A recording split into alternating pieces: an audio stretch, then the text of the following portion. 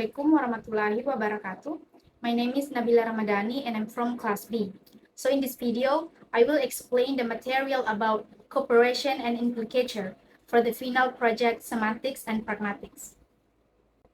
In Pragmatics, Grace explains how people can understand each other in conversation, even when meaning is not directly expressed. Two key concepts in this theory are the cooperative principle and implicature. The cooperative principle explains how conversation process smoothly, while implicature explains how implied meaning is understood by listeners. The cooperative principle is then explained through four maxims. The first one is maxim of quantity.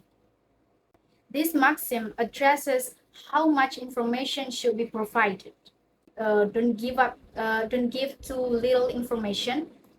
Don't give too much information, and provide only the necessary information. For example, A asks, "When does your class start?" And B answers, 8 o'clock. This is sufficient. But if B answer B o'clock, but I overslept, so I had breakfast first, then met a friend. This is excessive and violates the maxim of quantity. And the next is maxim of quality. This is about honesty. This is about honesty in conversation.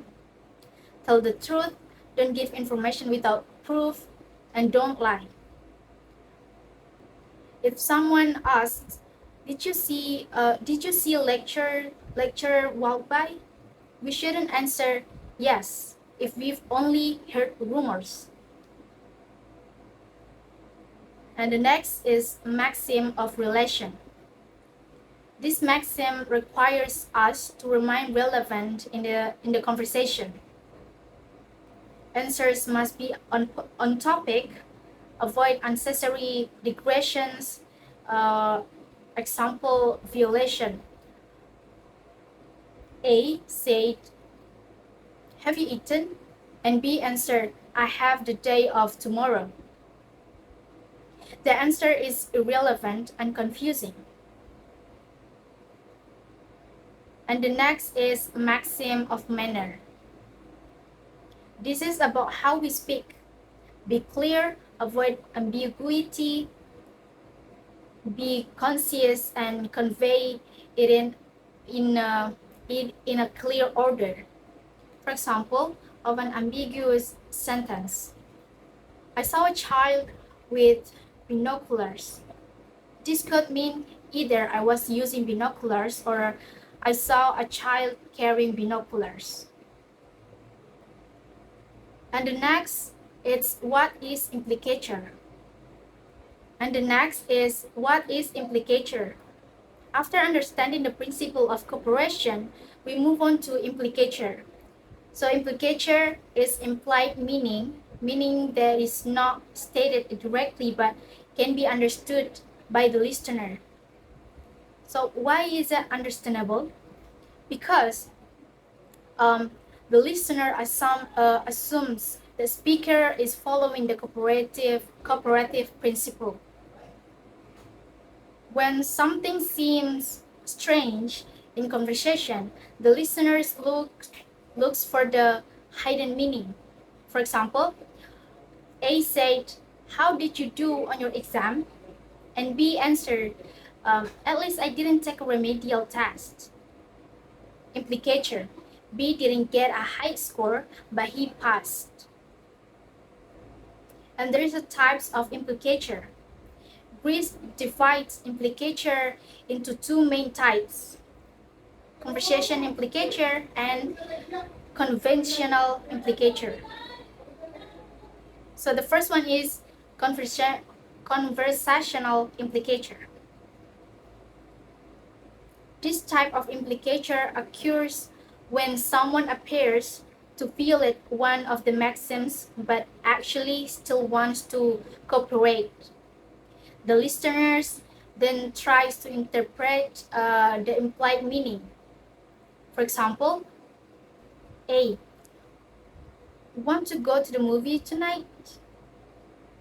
And B answered, I have to work tomorrow morning. Even though B doesn't say no, we can understand that he's refusing. And floating maxims. For humor, sarcasm, or subtle criticism, people intentionally violate maxims. For example, of a floating relation. A. How did my cooking taste? And B answered, look at the beautiful plate. Implicature. The food is not delicious. Um, for example, of floating quantity. A said, how far along are you with your assignment? And B answered, only one paragraph out of 10 pages. Implicatures. The assignment is not finished and she may feel overwhelmed. Conversation implicature is highly dependent on context. And the next is conventional implicature. This type does not depend on context, but on certain words that automatically carry additional meaning. Trigger words, but, even, therefore, however, although, and each other. For example, he is poor but honest, but indicates contrast even though both clauses are true, no matter where the sentence is used, but still implies contrast. This is conventional implicature. And the next is the relationship between the cooperative principle and implicature. Implicature works because listeners assume the speaker is following the cooperative principle.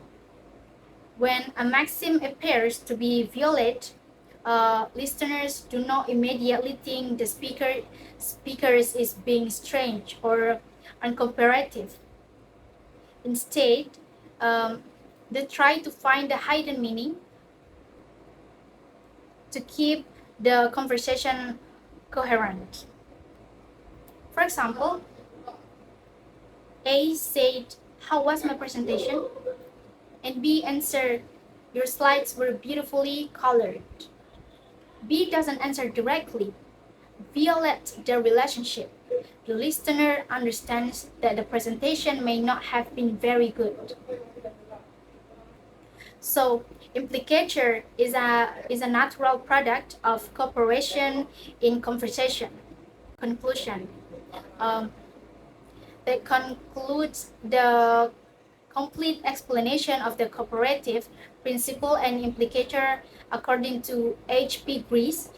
We've discussed 4 maxims, 2 types of implicatures, and how both operate in everyday communication. And hopefully this explanation help to understand how humans communicate not only explicitly but also implicitly through implied meaning.